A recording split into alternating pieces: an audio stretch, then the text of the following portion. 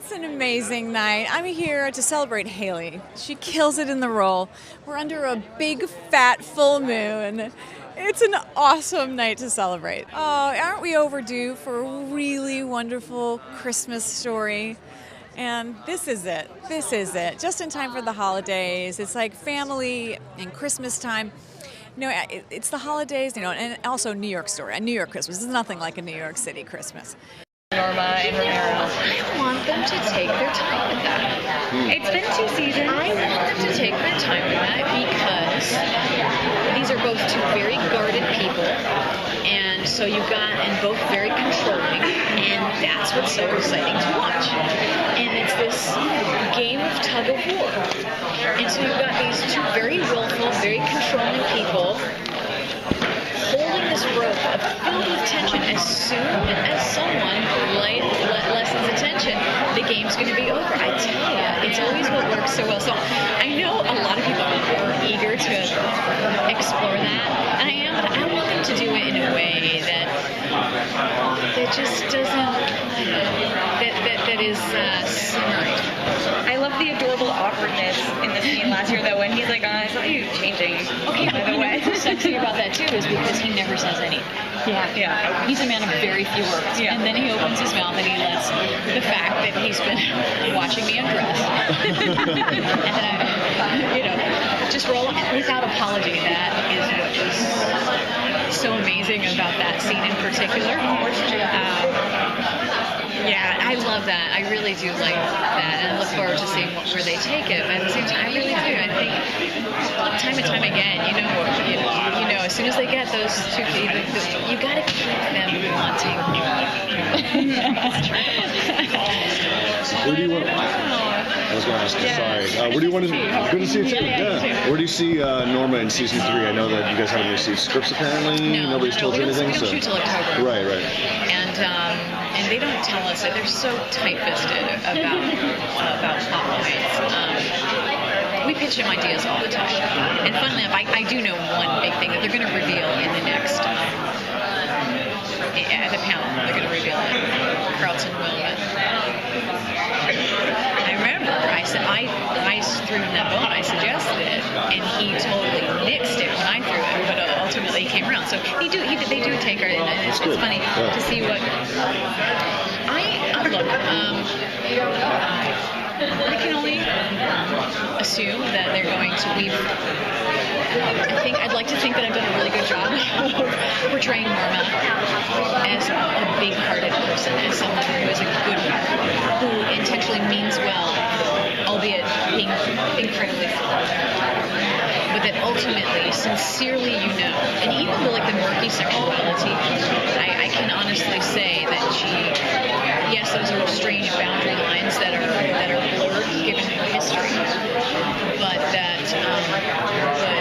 even the physicality between them, she's clinging to him like a life raft. These two people are stranded on this island. They've survived the shipwreck of a life that Norma's had. He's seen his mom raped, humiliated, and so they only have each other. The only other person that she does have, which is, I think, a really beautiful relationship that was explored, the Dylan relationship, grounds her, and he has a calming effect on Norma. At the same time, there's that duality of at the same time she's looking at someone who is the manifestation, the tangible manifestation of something so sordid that her one true love in life is finished. And so I can only imagine that what you're going to be seeing now, I've created this who Norma is, and I think what we're going to be exploring with my character is who Norman is creating her to be in his head. I can only imagine. That was so fun in the valley. It's pretty cool, Pretty cool. So we'll see. She's a robust character, so I can only imagine. Is she more terrified for Norman or of Norman? Say it again. Is she more terrified of her son or for him? I don't know who she's. She must be. I read so many blogs about mothers giving their time testimonies about what it's like to have a violent child, to be the mother of a child who's violent or has violence issues or has transmission issues or neurologically dysfunctioning children where there's ranging the whole gamut, like behavioral issues, brain chemistry issues, all of that. And it's just like, yes, fear, you have to squish that fear because there's no other option except for handing him over to an institution and just be ridden or killing yourself or killing the child. The only other option is healing him yourself. And so you gotta squash that fear. And it's there, but it's not an option. And I think to be afraid of helping him is far worse. I think it's on his head. So but at the same time, it's only a portion of his personality. And I think she's just determined to pick up all these fragments of his mind together again, because she knows that he's a good kid, that he's a good heart.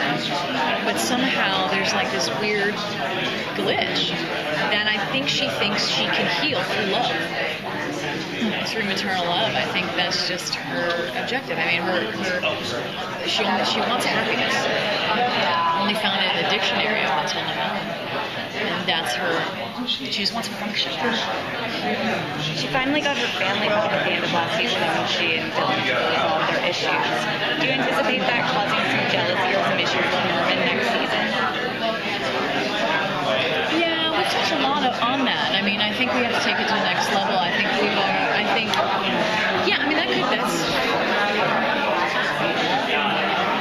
think how we explored that in the first.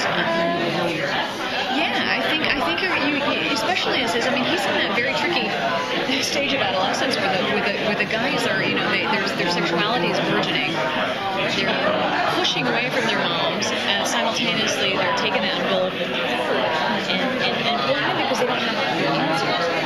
And also he has this fierce need to protect her. He is her protector. He's seen a lot of crap go down, and I think that vigilance is so. I think you're going to see that push and pull probably. Well, if they choose to explore that, I mean, and if they keep it again, that relationship is very complicated. It's not an easy one to sustain, and like the Dylan Norman relationship, it comes with just. Lord knows. I don't know. Has that relationship ever been explored like that? They've never actually been. No, I know in American Horror Story they explored Mayor Winningham's character and his son. It was like a 3-episodic arc, but like no one has ever explored the aftermath of incest trauma. And so this should be very interesting to see how that relationship, which I think is proving to be something worthy and grounding, amongst all this dysfunction. That something so dysfunctional could actually provide the most sort of groundedness and I don't know. We'll see. Well, I think Carrie also kind of said that Caleb is they want to bring him back. So that'll be another wrench thrown into that. It would be amazing. I mean, I thought very much. I think it's so unexplored. That was one of my qualms with the second season, was that you've got this epic character who shows up and then he just disappears. Like, to me, that storyline is incredibly unexplored, and there's so much gunk that needs to be sort of slapped up on that screen and deciphered, and I think that would be worthy. Yeah. Well, Norma doesn't seem to be the sort of person who takes abuse anymore. She's willing to fight back. She's already proven she'll kill somebody for attacking her. So I think they're kind of building up some of that rage again, so she'll feel empowered enough to deal with it more than just shoving him out the door. Yeah, because so far she's just she tried to muster up the courage. I think it was in the 5th or 6th episode to confront him, and then ultimately ended up peeling out of the motel parking lot. This is a big one. This is going to take an exponential. Well, she's been playing victim for so long in her life, and it's required both of her sons to kill on her behalf. Well, I think it's just like that's her her tool set in this sort of, she's got this toolkit of survival skills, and so the biggest one is denial. It's like, and you can see just the way she dresses and how prim and proper and pretty she looks, like a little doll, just like a perfect little doll who's got a perfect little life, and then underneath is this murkiness and this, and that denial's a big part of how she operates. It's the way she knows how to operate and pretend it's not there. So you've been operating your whole life that way, and it's, look, up until now it's like, what's the other term? I mean, it's a valid form of perseverance up until it's not. So you recently joined Twitter. Yeah. Very exciting.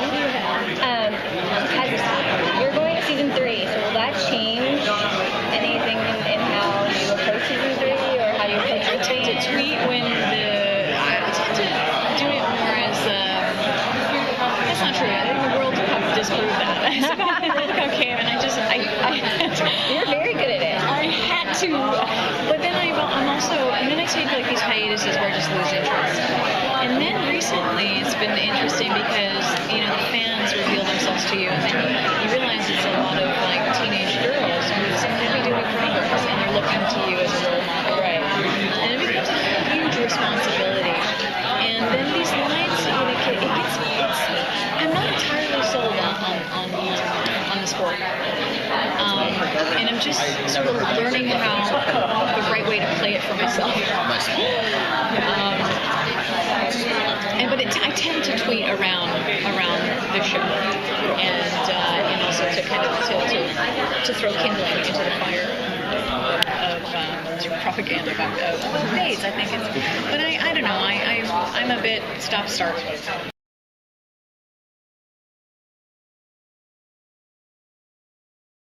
To me, it was a beautiful story about forgiveness. On some level, and every character goes through their own process of forgiveness, of learning to forgive or to be forgiven. But primarily, I think it's what really touched me, though, is focusing that relationship on that very precious story about fathers and sons, which we don't often see. Wardrobe, that is all a part of it, but I actually sat down with David for a full day, and he goes deep. He demands precision with backstory, which it's true. I mean, it's pretty rigorous. He sat down and he had a list of questions that he was bombing my way, and I was just pulling these answers out of thin air, but it was really, really kind of a rigorous interrogation process of who my character is, where she's come from, what her history, what her backstory is, what her parents were like, what Hank and her relationships were like as teenagers, how she dressed, demanding such precision, which inadvertently it helps, and it's. I think he's also, as a director, he's very open to kind of keeping it loose and improvisation, and in that instance, it helps you. That precision really helps you with nuance. It's pretty incredible watching him work and how fast his wit is. He's an incredible writer as well, and. What can I say? I adore him. I absolutely adore him, and as a scene partner, but also as a producer, sort of watching, kind of having a watchful eye over everything, making sure that we're telling the most intimate, detailed, nuanced story we can tell. I learn from these gals that I'd like any characterization I take on. I think there is something noble that I learn from them, and just investigating their natures and their that experience and how they inform a story. This story is very important. I think it's a very special story the great gift of this film is there's a huge amount of self-reflection I know that I experience when I see this film. And Sam, I looked at in a very spiritual way. She is a guide for Hank's character, a spiritual guide that helps, that gives him food and advice and analysis and criticism and love and friendship. on his journey to reconciliation with his dad. How do you choose your roles, and because you're very busy and you do very different things? Yeah, they choose me. I like to think. I mean, I things just waft my way, and they either bite me or they don't. You know, you look at it as a roller coaster ride, and you take a look at how many loops and you know what the features are, and you either choose to get in that cart or you don't. And I do. It's like you want to feel like a trapeze artist, you know, when someone hangs that swing, and you look for that opportunity. In this case, the great appeal was to investigate that sort of the potence of first love lost with someone like Robert Downey Jr. And also, Samantha, is a very independent woman, but very grounded. Mm-hmm. I think you're like that, or am I mythifying, creating a myth out of it? On Mondays, Wednesdays, and Fridays, I'm like that. On Tuesdays, Thursdays, No, really. I'm the opposite. Really? No, you know, that's a great walk. I'm a walking contradiction that way.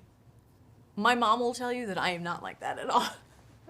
When it comes to father, son, or daughter, and parent, children. because you have kids too, how would you define a good parent? Or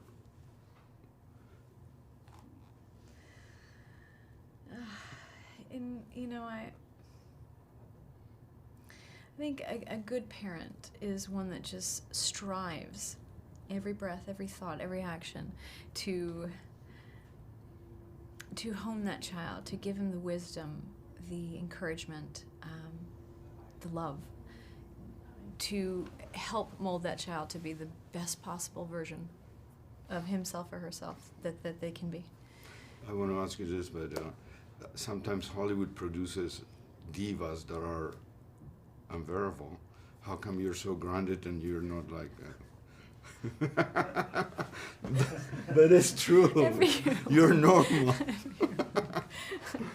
I'm about to burst out in tears right now, by the way, and then it will completely disprove that theory. I'm surrounded by people who are a tremendous ballast for me in those times when I feel completely out of control and overwhelmed. You know, I take my role as a mother that is paramount in my life. You know, and career oftentimes now these days just is a far second.